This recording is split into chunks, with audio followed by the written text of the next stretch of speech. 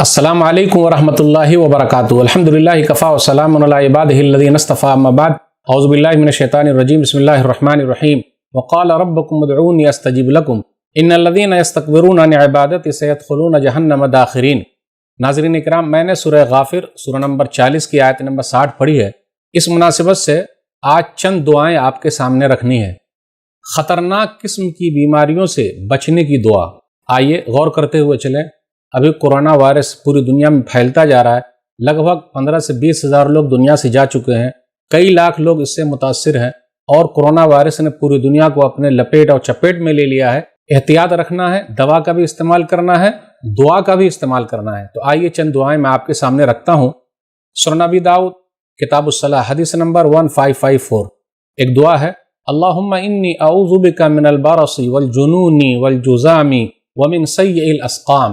اے اللہ، میں تیری پناہ میں آتا ہوں سفیدی سے، دیوانگی سے، کوڑھ سے اور تمام خطرناک قسم کی بیماریوں سے۔ تو خطرناک قسم کی بیماریوں میں ایک کورونا وائرس بھی ہے۔ ایک دعا ہے، اس دعا کو یاد کرتے رہیے، پڑھتے بھی رہیے۔ آج کل کیا کرتے ہیں ہم اور آپ صرف شیئر کرتے ہیں؟ جی نہیں، اس کا اہتمام کرنا ہے، ڈرتے ہوئے پڑھنا ہے اور یقین رکھنا ہے کہ اللہ تعالیٰ شفا دیں گے۔ کچھ لوگ کورونا وائرس کا مذاق بنا رہے ہیں۔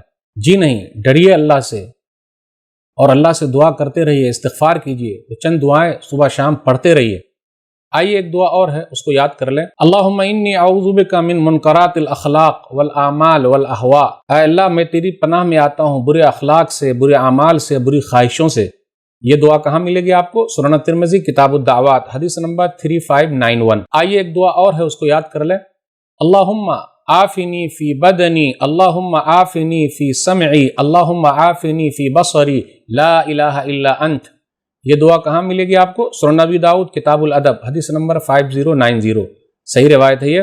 اے اللہ، میرے بدن کی حفاظت فرما، میرے کان کی حفاظت فرما، میرے آنکھ کی حفاظت فرما، معبود برحق تو ہی ہے۔ پھر اسی طریقے سے ایک دعا اور ہے، اس دعا کو 3 بار صبح شام پڑھیں۔